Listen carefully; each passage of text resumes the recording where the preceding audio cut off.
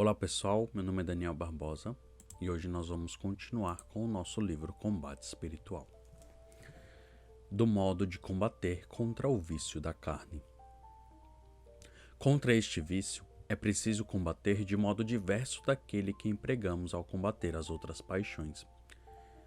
Cumpre dividir assim a luta, antes da tentação, durante a tentação e depois da tentação.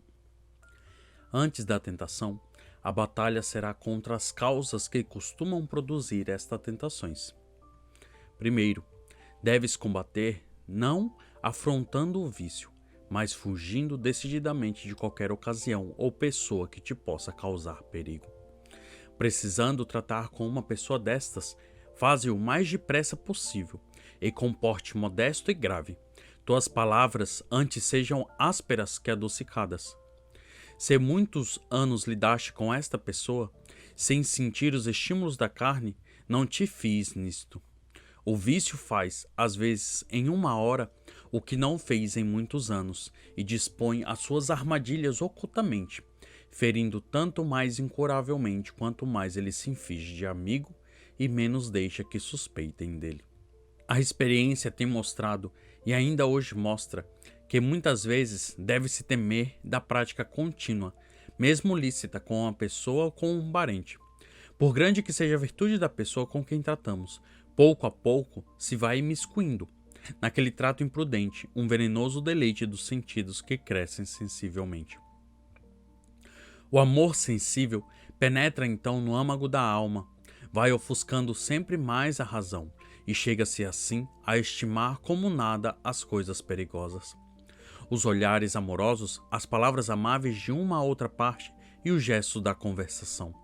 Toma-se então o hábito e torna-se muito difícil vencer as tentações. Insisto, deves fugir das ocasiões, porque és como a palha, estás banhada e repleta de água de boa vontade e preferirás agora morrer a ofender a Deus. Mas que adianta isto se o fogo com seu calor vai evaporando a água da boa vontade e quando menos se pensar queimará a palha? E o homem, sucumbindo à tentação, não guardará respeito nem a parentes, nem a amigos, nem temerá a Deus, não olhará a honra nem a vida, nem as penas todas do inferno. Foge, foge, se não queres ser vencida e morta. Segundo, foge do ócio e está sempre vigilante, dedicando-te aos pensamentos e aos trabalhos convenientes ao teu estado. Terceiro, não faças resistência a teus superiores. Obedece-lhes facilmente, cumprindo com prontidão as ordens impostas, especialmente as que te humilham e mais vão contra a tua vontade e inclinação natural. Quarto, não faças juízo temerário do próximo, principalmente a respeito da castidade. Se vês alguém cair, compadece-te dele e não o desprezes. Mas humilha-te, procura conhecer-te a ti mesmo e saber que és pó e nada. Reza ao Senhor e mais do que nunca foge de tudo onde vês sombra de perigo. Se te mostrares fácil de julgar os outros e desprezar os pecadores, Deus te corrigirá à tua própria custa, permitindo que caias no mesmo defeito, a fim de que combatas a tua soberba e, humilhada, procures fugir destes dois defeitos. E se não caíres, nem mudares teu pensamento, muito é de desconfiar do estado de tua alma. Quinto e último, quando te sentires em delícias espirituais, cuida em não adquirir uma certa complacência vã em ti mesma, nem de te persuadires de que és alguma coisa e que teus inimigos não mais te farão guerra, pois que os desprezas com náusea, horror e ódio. Se fores incauta neste ponto, facilmente cairás. No momento da tentação, considera se esta procede de algum motivo intrínseco ou extrínseco. Entendo por extrínseco a curiosidade dos olhos, dos ouvidos, o exagero cuidado dos vestidos e as práticas e conversas que levam a este vício. Neste caso, o remédio é a honestidade, a modéstia e o cuidado em não querer, nem ver, nem sentir nada que leve a este vício. E se notares o perigo, rapidamente deves fugir, como falamos acima. O motivo intrínseco procede ou da vivacidade do nosso corpo, ou de pensamentos que temos, ou por causa de nossos maus hábitos ou talvez por sugestão do demônio.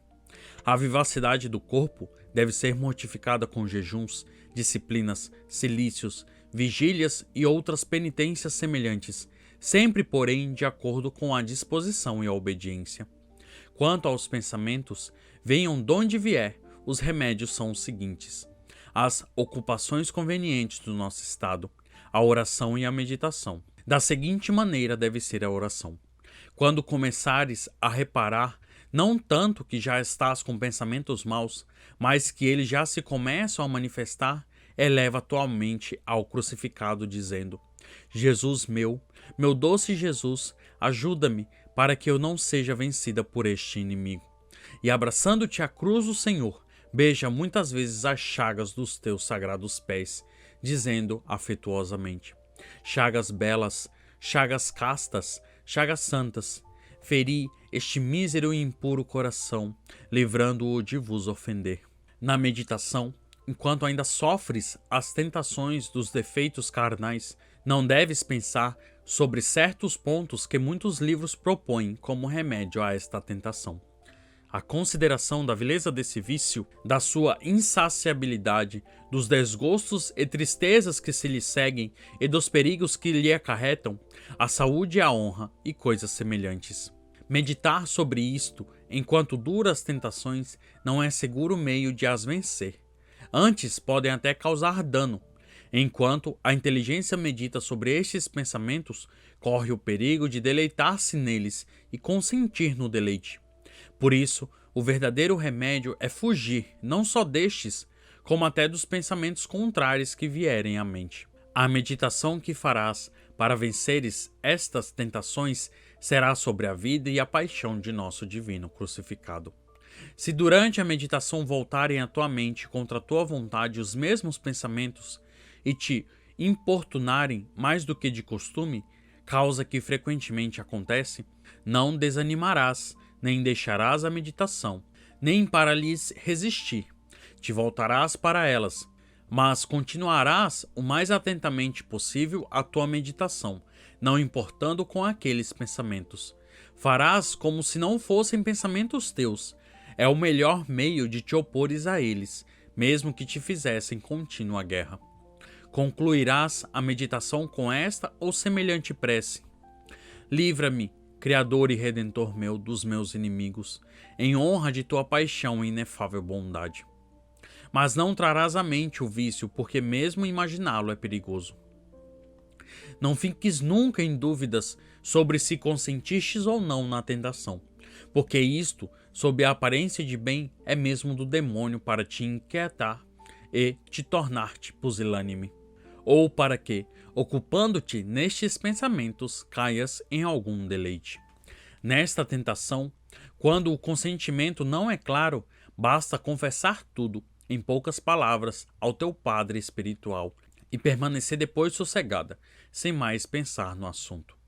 Abre fielmente a tua alma ao teu diretor espiritual e não tenhas nenhum respeito humano nem acanhamento.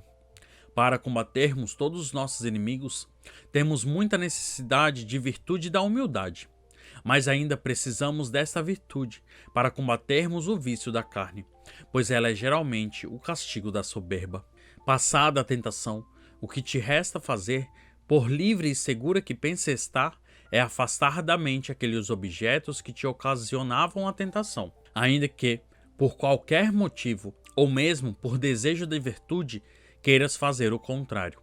Porque uma das grandes fraudes de nossa natureza viciosa é um dos laços do nosso sagaz adversário, é transformar-se em anjo de luz para nos cobrir de trevas.